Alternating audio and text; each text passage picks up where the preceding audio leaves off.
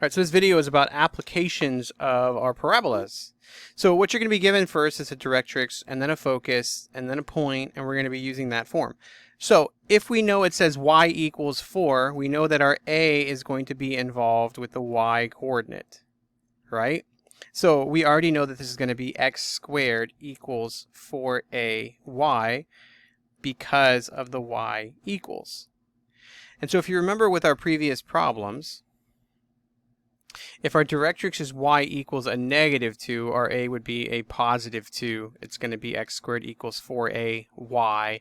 The focus will be 0, a, right? So the directrix being given, we already know what our a is.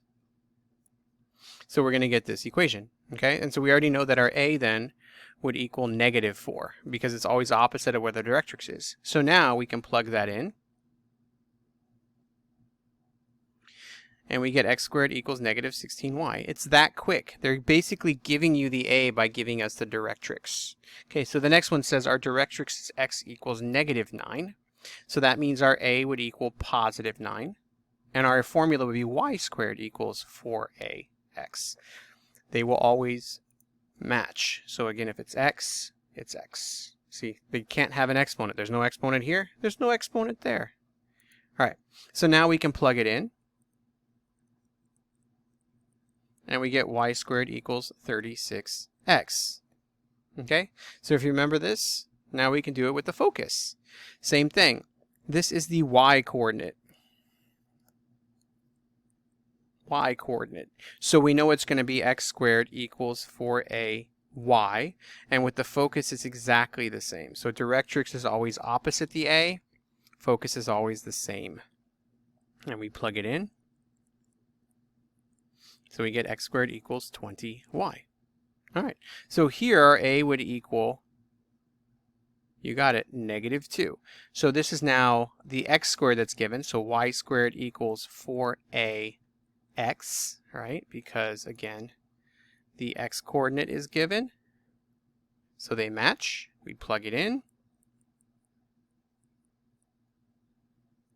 So we get y squared equals -8x. So if you were to graph these, they would each have their corresponding directrix and focus. All right, the next one's now we have x-axis symmetry. So by doing that, it's the same idea. If you have x-axis symmetry, that means your graph is opening in the x. Isn't math beautiful that way? Look at this. So see our symmetry. It's not really symmetrical. Let's try that again. There we go. That's much better. Still not great, but you can see that it is symmetric about the x-axis. So if it says x-axis, it's just telling us the same thing.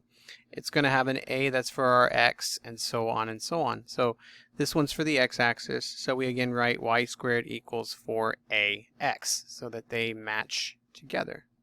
Okay, so what's different here now is they're giving you an x and a y to find your a. They're not literally saying a is this by giving you a focus or a directrix. But if you plug those points in, it will give you your a. See, all we're left with is a. So this is 64 equals 16a divided by 16. So a equals 4.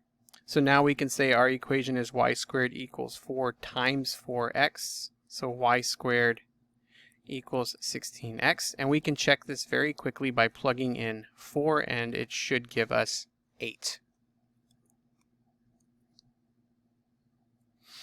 Okay, so 8 squared is 64, and 16 times 4 is 64, so it does work perfectly. 8 squared equals 16 times 4, that's 64, and that's 64. It checks, so that is our equation.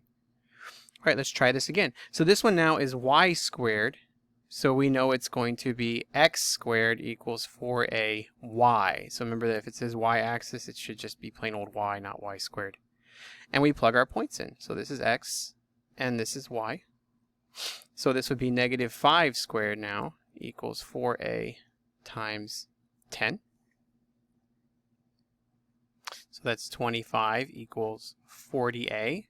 Divide by 40, divide by 40. So that's 5/8. And so now we can solve. X squared equals, or simplify, 5/8 y.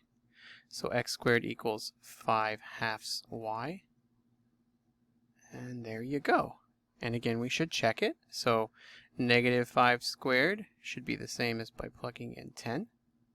So that's 25 equals 25. It checks perfectly. Okay, so these are what you're going to be using. In every application, they will give you either a directrix, a focus, or they'll tell you the symmetry and the point. So let's try one. A parabolic bridge is used by my son's Thomas the Train set. The arch of the bridge is 2 inches high and spans 6 inches. Find the equation of the arch. So you're going to need to find 4a, of course, and the origin is being placed at the vertex. So we are placing this right here. Okay, the vertex and the origin are the same. So normally, don't draw this, but you're normally thinking, oh, we'll just do that, and that's where it is. But no, these graphs work well with a vertex at 0. 0, right? So you can now hopefully see that's our parabola, right? Okay, so what we need is either a focus, a directrix, or a point. So it says the arch of the bridge is 2 inches high. So let's draw this out. The arch of the bridge from here to here is 2 inches. And it spans 6 inches. So the total span here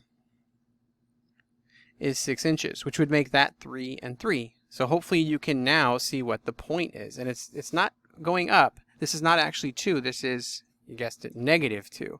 So our x-coordinate would be 3 and our y-coordinate would be negative 2, because you'd have to go 1, 2, 3 to get to there, and then down 2 to get to that one. So we now have a point. And how do I know that it's x squared equals 4ay? Because we are opening in the y direction. So it has to match. So we say x squared equals 4ay. We plug in our x. And we solve.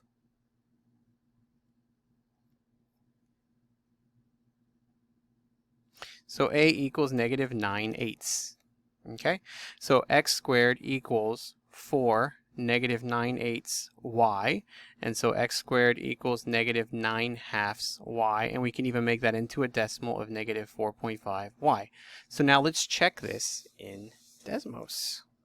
So you can see I've plugged it in, so we have x squared equals negative 4.5 y, and you can see that we have a span of 6, scroll in, see, 3 this side, 3 this side, and a height of 2. So we have our perfect formula. Thank you.